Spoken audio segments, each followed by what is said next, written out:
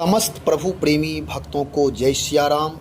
भगवान की अहेत की कृपा से मनुष्य जीवन प्राप्त होता है और इस मनुष्य जीवन में भगवान की भक्ति यानी प्रभु श्री राम की भक्ति का क्या महत्व है। आखिर वेद शास्त्र उपनिषद यह क्यों कहते हैं कि प्रभु की परमात्मा की भक्ति करो, भगवान श्री राम की भक्ति करो। आखिर वह भक्ति क्या है, भक्ति का महत्व हमारे जीवन से क्या संबंध है, भक्ति करने से हमारे जीवन में किस चीज़ की प्राप्ति होगी। जब हम भक्ति करते हैं तो भक्ति से हमारे जीवन में जो बदलाव होता है उसका समाज पर क्या प्रभाव पड़ता है, इन सारी चीज़ों को हम दोहावली के दोहे के माध्यम से जानेंगे। गोस्वामी श्री तुलसीदास जी महाराज अद्वितीय महाकवि हुए हैं और परम भक्त हुए हैं। गोस्वामी जी कहते हैं भगवान की भक्ति मानो कल्प वृक्ष की तरह है। भगवान का नाम कल्प वृक्ष है, चिंतामणि है, और भगवान की भक्ति भी कल्प वृक्ष है, मानो कामधेनु गाय की तरह है। जो लोग भी इनके शरण में आते हैं उनका जीवन दिव्य हो जाता है, परम मंगल हो जाता है, परोपकारी हो जाता है, सदाचारी हो जाता है। फिर इस मार्ग पर कैसे पहुंचा जाए, इस मार्ग का अनुसरण कहाँ से करें, कैसे करें? तो कहते हैं गुरुदेव भगवान के आश्रित होकर। आखिर गुरु की आवश्यकता क्यों? प्रश्न ऐसा होता है, लोग कहते भी हैं। बहुत सारे मजहब वाले, पंथ वाले, संप्रदाय वाले ऐसे हैं जो कहते हैं गुरु की आवश्यकता है ही नहीं। यद्यपि गुरु की आवश्यकता परम आवश्यकता है, केवल आवश्यक कार्य के लिए ही नहीं, परम आवश्यकता है। क्योंकि गुरु के बिना केवल चाहे कि पुस्तकों से पढ़ करके राम नाम का प्रभाव, राम नाम की भक्ति, राम नाम का जप यदि हम केवल पुस्तकों से कर ले तो यह संभव नहीं है। इसके लिए कोई न कोई अनुभव सिद्ध अपने जीवन में राम नाम का प्रभाव को जानते हुए राम नाम का जप यज्ञ किए हों, राम भक्ति से सराबोर रहते हों, राष्ट्र भक्ति से सराबोर रहते हों, धर्म परायण रहते हों, ऐसे आचार्य की ज़रूरत है, ऐसे गुरु की ज़रूरत है जिनके सानिध्य में बैठ करके भगवत प्राप्ति करने का मार्ग प्राप्त होगा, राष्ट्र की सेवा करने का अवसर प्राप्त होगा, धर्माचरण सुदृढ़ करने का अवसर प्राप्त होगा। इसलिए गुरु की आवश्यकता है। तो गोस्वामी जी कहते हैं राम नाम कलि काम तरु, राम भगति सुर धेनु, सकल सुमंगल मूल जग, गुरु पद पंकज रेनु। राम नाम कलि काम तरु, कलयुग में राम नाम मनचाहा फल देने वाले कल्प वृक्ष के समान है। राम भक्ति मोह मांगी वस्तु देने वाली कामधेनु है और श्री सद्गुरु के चरण कमल की रज संसार में सब प्रकार के मंगलों की जड़ है। अब इसका भावार्थ सुने। गोस्वामी जी कह रहे हैं राम नाम कलि काम तरु, काम तरु नाम कल्प वृक्ष, मनोकामना पूर्ण करने वाला वृक्ष है। इस राम नाम के नीचे बैठ करके जैसे किसी कल्प वृक्ष की कल्पना एक है, कवि ने किया है कि कोई भी व्यक्ति कल्प वृक्ष के नीचे बैठ करके जो भी कल्पना करेगा, कामना करेगा, सहज ही प्राप्त हो जाते हैं। कभी कभी ऐसा होता है कि गलत कामना भी यदि कोई करे तो गलत कामना की भी पूर्ति हो जाएगी। कवि यहाँ उत्प्रेक्षा करते हुए कहता है राम नाम मानो इस कलयुग के लिए कल्प वृक्ष है।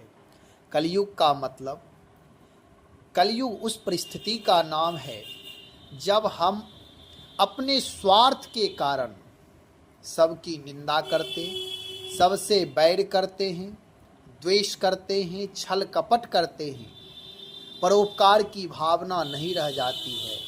अपनी स्वार्थ की पूर्णता होने के बाद भी और स्वार्थ बढ़ता ही जाता है। दूसरों की संपत्ति के ऊपर अनाधिकार चेष्टा रखते हैं। इसे कलयुग की स्थिति कही गई है। इसी स्थिति विषम परिस्थिति का नाम कलयुग है। और जहाँ परोपकार है, जहाँ सदाचार है, जहाँ दूसरों के प्रति आदर भाव है, जहाँ सम्मान भाव है, देने की वृत्ति है, बोलने की उत्तम कला है, राग द्वेष रहित जीवन है, दूसरों के प्रति सद्भावना है, प्राणियों में सद्भावना हो, इस स्थिति का नाम सतयुग है।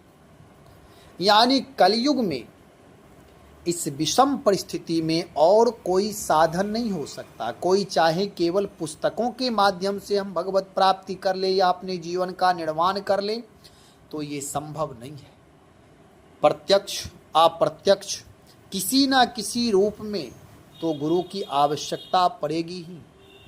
इसलिए यहाँ कह रहे हैं कि राम नाम कलि काम तरु। इस कलयुग के लिए राम नाम ही मानो कल्प वृक्ष हैं। उस कल्प वृक्ष को किसी ने देखा नहीं है, आज तक किसी ने नहीं देखा। केवल कवि के साहित्यिक शब्द हैं, लेकिन राम नाम प्रत्यक्ष कल्प वृक्ष हैं। जो भी भक्त, जो भी जन, जो भी दास भगवान नाम का आश्रय ले लेता है, उसका जीवन मंगलमय हो जाता है। उसके जीवन की सारी कामनाएं पूर्ण हो जाती है। कह सकते हैं क्या आज तक किसी का पूरा हुआ है? किसी का नहीं। जो भी भक्त भगवान की शरणागति स्वीकार करके अध्यात्म मार्ग पर चलने के लिए उदात्त विचार से युक्त होकर आतुर हुआ है, उसके जीवन में राम नाम का आश्रय ही सर्वोपरि आश्रय है। इसलिए राम नाम रूपी कल्प वृक्ष का आश्रय लेना ही परम धर्म है, परम भक्ति है। राम नाम का आश्रय लें और कोई आश्रय, कोई आधार नहीं है। और बहुत सारे आधार ढूंढ सकते हैं, लेकिन राम नाम इस कलयुग के लिए परम आधार है, परम आश्रय है। और जब राम नाम का जप करेंगे तो राम भक्ति सुरधेनु करे। भगवान श्री सीताराम जी की भक्ति मानो कामधेनु गाय की तरह। हम आप सुनते हैं कि स्वर्ग में देवताओं के पास कामधेनु गाय है।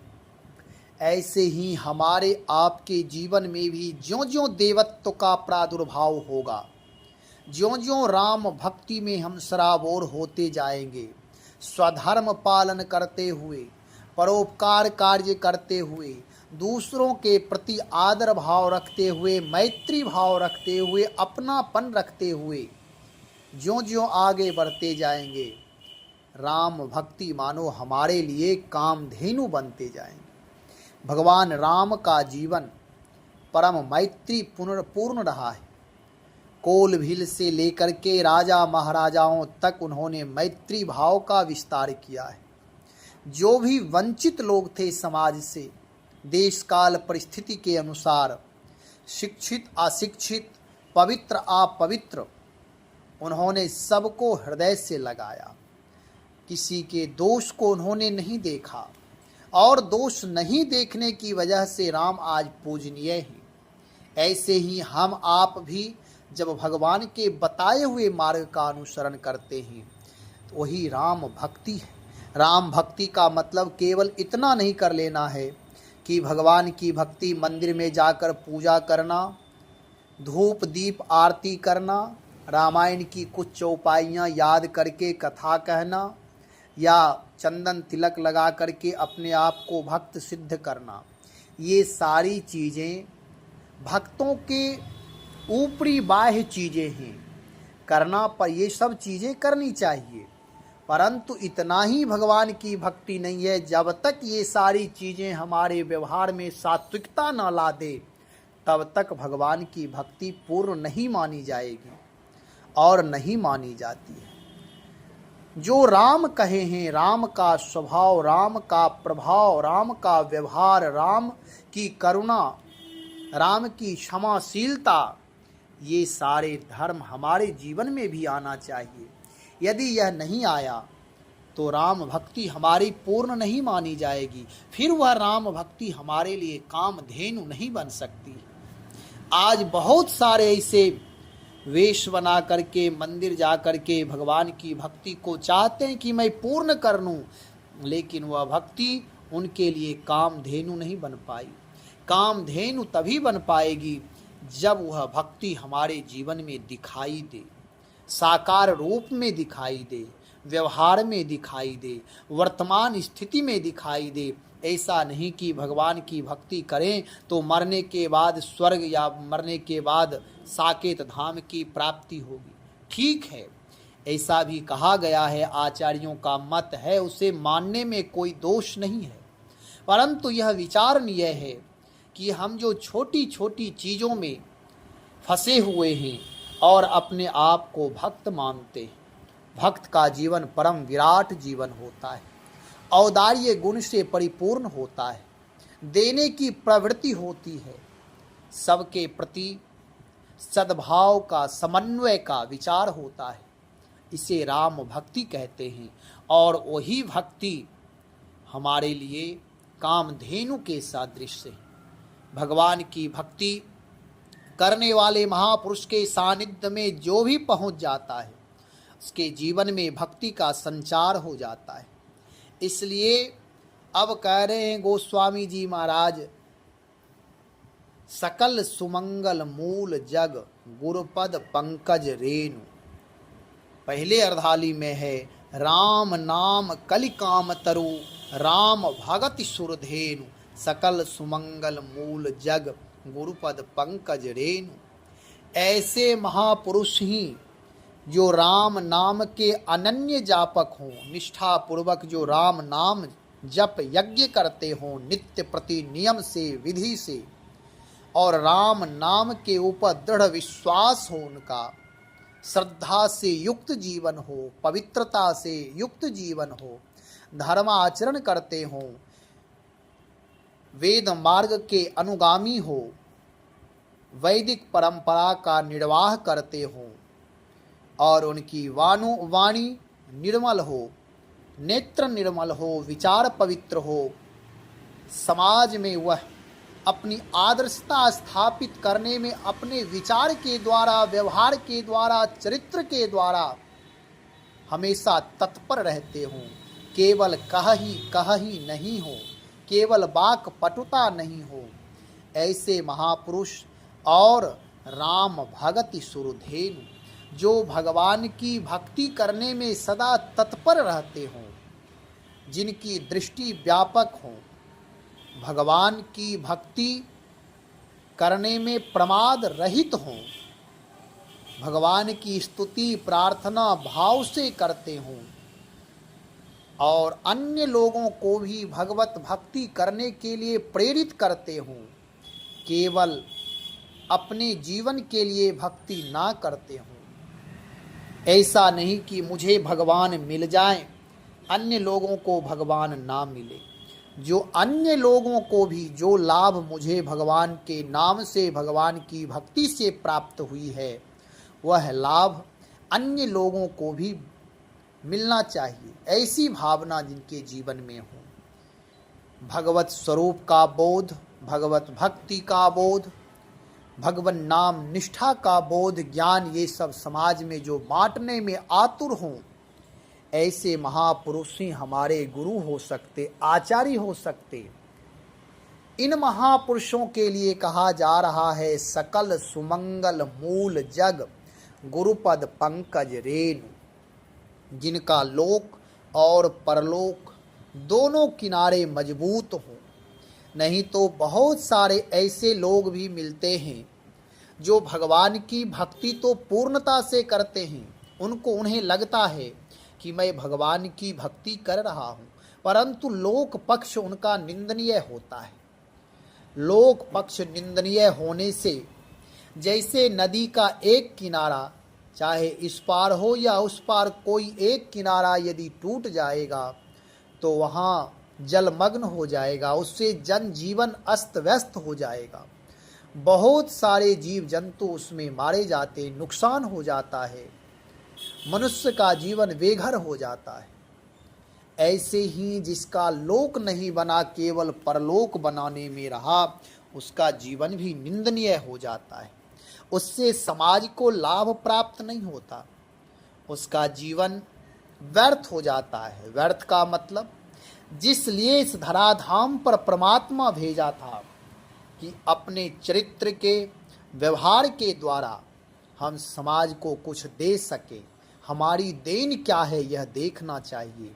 और यदि समाज को सुख, समृद्धि, दिव्य विचार, उत्तम चरित्र, सद्व्यवहार, समता, परोपकार, वेद से धर्म से अवरुद्ध चरित्र यदि हम नहीं दे पाए तो मेरा देन मान्य नहीं होगा, फिर जीवन सफल नहीं होगा। इसलिए जीवन तभी सफल माना जाता है जब लोक और परलोक मेरा दोनों उत्तम हो। जब लोक और परलोक दोनों की सिद्धि होगी तभी जीवन पूर्ण माना जाता है। बहुत सारे ऐसे हैं जो केवल लोक बनाने में ही लगे हुए, धन संग्रह करने में, वैभव संग्रह करने में, कोर्ट कचहरी जाने में, दूसरों से विवाद करने में, अनाधिकार चेष्टा करने में। बहुत सारे ऐसे लोग हैं जो उन्हें मनुष्य जीवन का पता ही नहीं है, बुरे व्यसनों में अस्त व्यस्त हैं, बुरे विचारों में, बुरी आदतों से परेशान हैं। ऐसे लोगों से समाज को लाभ नहीं मिल पाता है, भगवान की भक्ति नहीं होती है। तो जो लोक में अस्त व्यस्त हों, परलोक का ख्याल नहीं हो, और जो परलोक में भी अस्त व्यस्त माने जाते हों, अपने आप को व्यस्त रखते हों, ये लोग भी समाज के लिए पूजनीय नहीं होते। वर्तमान समय का धर्म का बोध रखते हुए जो समाज में उदात्त जीवन प्रदान करते हैं, वर्तमान स्थिति परिस्थिति से समाज को जोड़ते हुए किसी प्रकार कोई वाद विवाद हो उसे सुलझाते हुए आध्यात्मिक मार्ग प्रशस्त करते हों, उनका जीवन मूल्यवान होता है। तो यहाँ कह रहे हैं, सकल सुमंगल मूल जग गुरुपद पंकज रेणु। गुरुपद पंकज रेणु का मतलब है जो ऐसे उदात्त महापुरुष हैं, जो ऊपर चर्चा हुई है, इतने विशेषणों से युक्त जो महापुरुष हैं, उनके सानिध्य में बैठने से, उनके चरण रज में श्रद्धा रखने से हमारी विनम्रता उद्घाटित होती है, हमारी विनम्रता का प्रादुर्भाव होता है।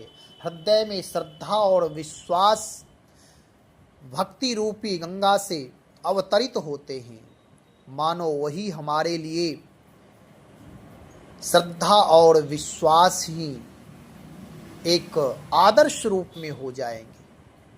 श्रद्धा विश्वास की प्रधानता होने की वजह से जब आचार्य के सानिध्य में हम बैठते हैं तो उनके लिए कहा गया है कि महापुरुषों के चरण रज भी मूल्यवान होते हैं। चरण रज का मतलब भक्ति दर्शन में जो महापुरुष उदात्त महापुरुष हैं, उनके सानिध्य में यदि कोई विनम्रता पूर्वक उनकी सेवा करते हुए, उनकी आज्ञा पालन करते हुए, उनके बताए हुए मार्ग का यदि हम अनुसरण करेंगे, उनकी कृपा सहज ही हो जाएगी। इसलिए गुरु चरण रज यानी गुरुदेव भगवान के चरण कमल में बैठना है। नहीं तो लोग सिर पर बैठना चाहते हैं, अहंकारी लोग महापुरुषों के सानिध्य में सुनना नहीं चाहते, केवल बोलना चाहते हैं, अपनी बात रखना चाहते हैं। संवाद करना परम धर्म है, जिज्ञासा करना परम धर्म है। गुरु के सामने भयभीत होकर के नहीं, विनम्रता पूर्वक बैठना चाहिए, संवाद पूर्वक जीवन होना चाहिए, विवाद रहित अहंकार रहित जीवन होना चाहिए। और जहाँ ये चीज़ें नहीं होती है वहाँ गुरुदेव के आदर्श महापुरुषों के सानिध्य में बैठ करके भी कुछ प्राप्त नहीं कर सकते।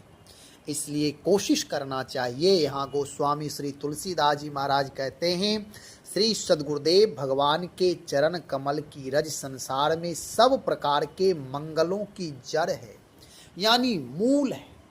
जो जड़ होते हैं उन जड़ से ही पूरे वृक्ष को शक्ति मिलती है। जो यहाँ देते हैं वे सारे वृक्ष को पत्ते पत्ते तक प्राप्त होते हैं। ऐसे ही हम आप जब आदर्श महापुरुषों के, भगवत भक्ति युक्त विद्वान महापुरुषों के चरण रज में जब बैठते हैं, चरणों का आश्रय लेते हैं, उनकी सानिध्यता प्राप्त करते हैं, तो हमारा आपका जीवन भी महान हो जाता है। लेकिन सावधानी यह रखना है कि गुरु हमारे कैसे, यदि आप जैसे कुसंग का प्रभाव पड़ता है ऐसे सुसंग का भी प्रभाव पड़ता है। कुसंगी यदि कोई व्यक्ति मिल जाएगा, उसके सानिध्य में यदि बैठ गए तो अच्छे अच्छे संस्कारी जीव भी, महापुरुष भी, उदात्त विचार के नायक भी कुसंग के प्रभाव से प्रभावित हो जाएंगे। जैसे यदि हम किसी पुष्प वाटिका के रास्ते से निकलें तो पुष्पों की सुगंधी आती है, और कहीं दुर्गंधी वातावरण से निकले तो दुर्गंधी आती है। ऐसे ही जो सत्संगी हैं, जो विचारवान महापुरुष हैं, जो भगवत भक्ति से युक्त, नाम निष्ठा से युक्त महापुरुष हैं, जिन्हें वर्तमान क्षण का बोध होता है, जो वर्तमान में जीवन जीने की कला सिखाते हैं, जो वर्तमान धर्म को समझते हैं, ऐसे महापुरुषों के सानिध्य में बैठने से विनम्रता पूर्वक यदि हम संवाद करें तो जीवन दिव्य हो जाएगा, लोक और परलोक दोनों की सिद्धि होगी। पूर्व में जो चर्चाएं हुई है कि राम नाम का आश्रय और भगवत भक्ति से युक्त मेरा जीवन हो, और ये प्राप्त कहाँ होंगे, तो गुरु के संरक्षण में ही होंगे। इसलिए गुरु ऐसे होने चाहिए जो गुरुदेव हमारे हैं, वे भगवान की तरह होते हैं, भगवान वाला गुणधर्म उनमें होता है, उनके विचार भगवान वाले होते हैं। ऐसे आचार्य के, ऐसे गुरुदेव भगवान के, ऐसे महात्माओं संतों के सानिध्य में बैठ करके जब जीवन में सत्संग प्राप्त करते हैं तो जीवन भगवत भक्ति से युक्त, नाम निष्ठा से युक्त हो जाएगा। राम नाम का जप अधिक से अधिक करें, कोशिश करें भगवान की भक्ति से युक्त जीवन हृदय की प्रधानता रखते हुए भगवान नाम का जप, गृह कार्य करते हुए समय निकालकर अधिक से अधिक राम नाम का जप करें। श्वास प्रश्वास राम नाम का जप करें। एक श्वास में कितने बार आप जप करते हैं यह ध्यान रखें कि राम नाम का जप अधिक से अधिक हो। गृह कार्य करते हुए, अपनी जिम्मेदारियों का धर्म पूर्वक निर्वाह करते हुए भगवान नाम का आश्रय ले, जीवन दिव्य हो जाएगा। श्री राम जय राम, श्री राम जय जय राम।